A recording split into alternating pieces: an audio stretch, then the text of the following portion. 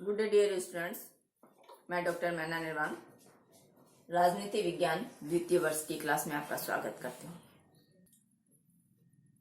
अब तक हमने चर्चा की कार्यपालिका पर। आज हम चर्चा करेंगे संघीय व्यवस्थापिका पर। संघीय व्यवस्थापिका यानी संसद पर।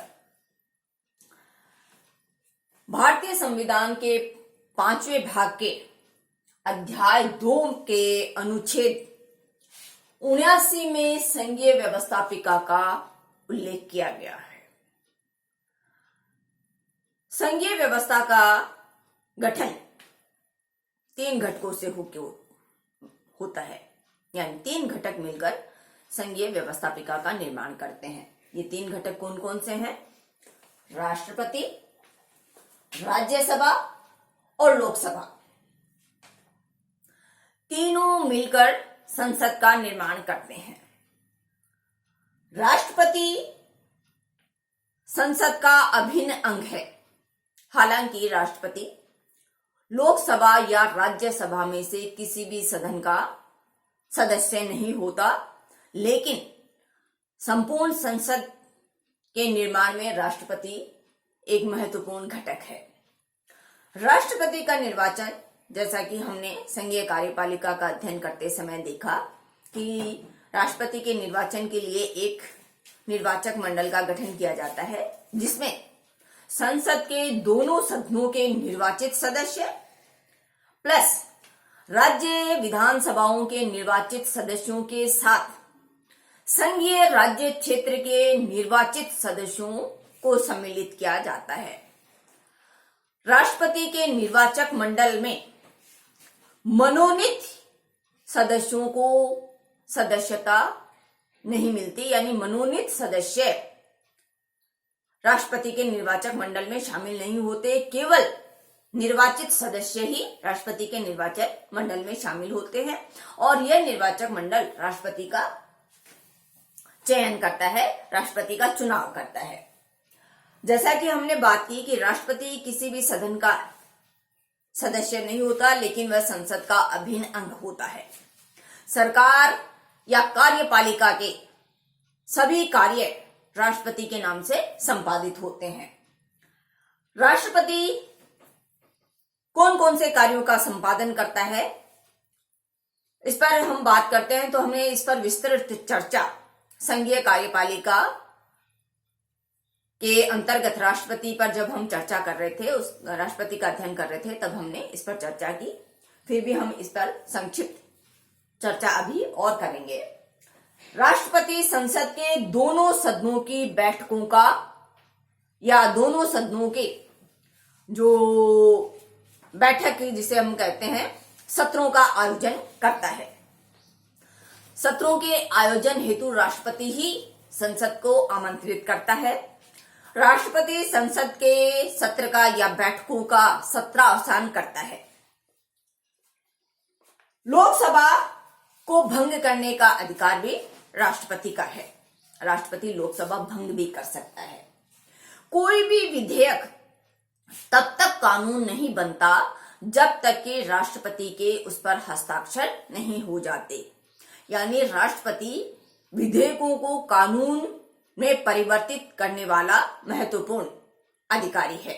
राष्ट्रपति के हस्ताक्षर से ही विधेयक कानून बनते हैं। जब संसद का सत्र नहीं चल रहा होता है, उस समय किसी विषय पर कानून बनाने की आवश्यकता पड़ती है, तो राष्ट्रपति अध्यादेश के माध्यम से कानून बनाता है, अध्यादेश जारी करता है और इन अध्यादेशों का वही प्रभाव होता है जो कि संसद के द्वारा बनाए गए किसी भी कानून का होता है। अतः औपचारिक रूप से चूंकि राष्ट्रपति कार्यपालिका का प्रधान होता है, अतः वह कार्यपालिका प्रधान होने के कारण या औपचारिक कार्यपालिका होने के कारण संसद का अभिन्न अंग होता है। अब हम बात करेंगे राज्यसभा के गठन पर, क्योंकि अगला जो घटक है संसद का वह राज्यसभा और लोकसभा है। राज्यसभा संसद का उच्च सदन है। इसे द्वितीय सदन के नाम से भी जाना जाता है। राज्यसभा एक स्थायी सदन है। यह कभी भी विघटित नहीं होता। लोकसभा अस्थायी सदन है जो 5 वर्ष के लिए निर्वाचित होता है और बाद में उसका विघटन हो जाता है, लेकिन राज्यसभा स्थायी सदस्य है, स्थायी सदन है, इसका विघटन नहीं होता। राज्यसभा के सदस्यों का कार्यकाल 6 वर्ष का होता है और प्रत्येक 2 वर्ष बाद में राज्यसभा के 1/3 सदस्य निवृत्त हो जाते हैं और उनके स्थान पर नए सदस्यों का निर्वाचन होता है।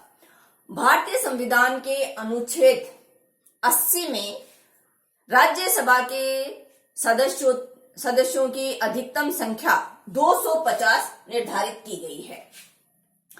इन 250 सदस्यों में से 238 सदस्य विभिन्न राज्यों और संघ शासित प्रदेशों से निर्वाचित होते हैं।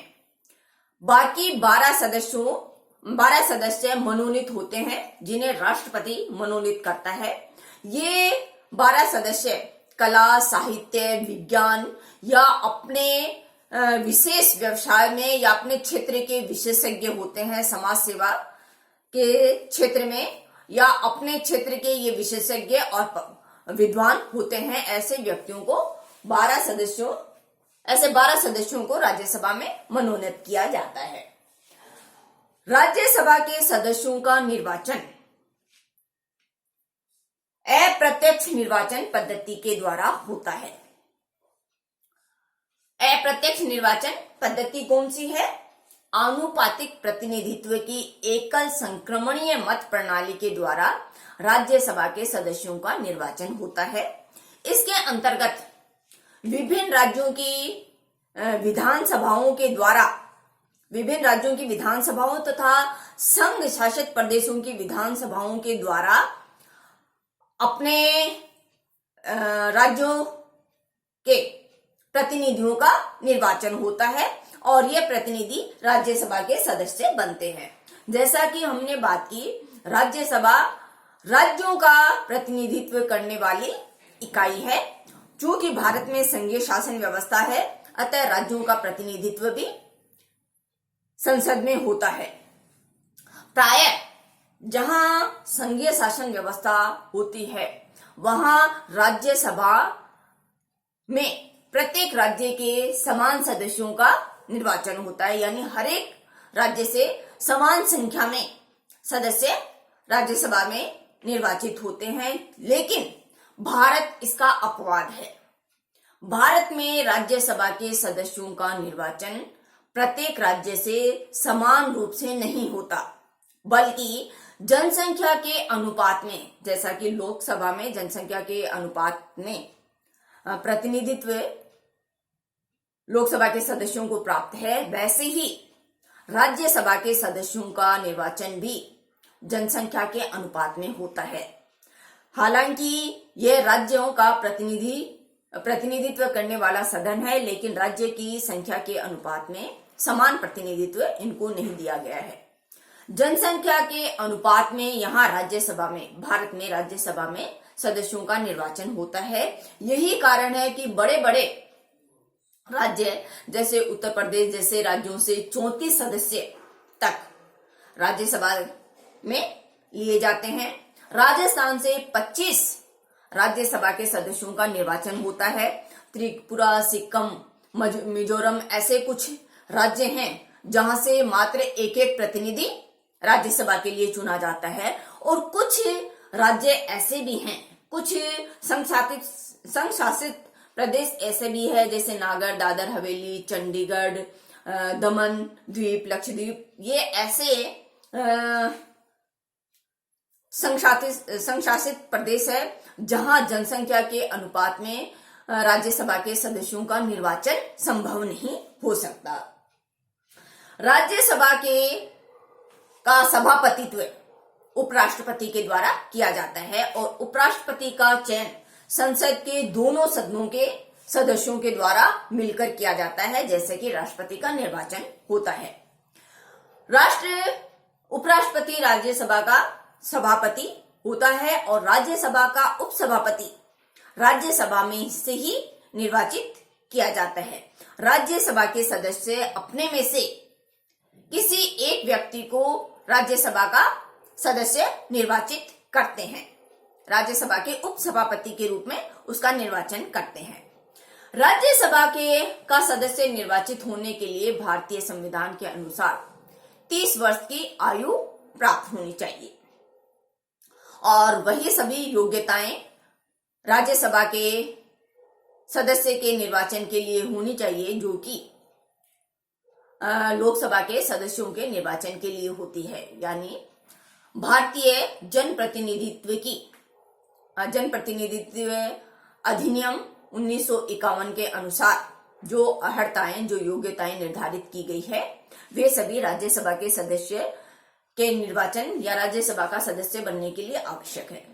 राज्यसभा का सदस्य किसी भी न्यायालय द्वारा अपराधी नहीं होना चाहिए, पागल दिवालिया नहीं होना चाहिए और अपने निर्वाचन क्षेत्र में मतदाता के रूप में वह पंजीकृत होना चाहिए। वह भारत सरकार या राज्य सरकार के अधीन किसी लाभकारी पद पर पदस्थापित नहीं होना चाहिए।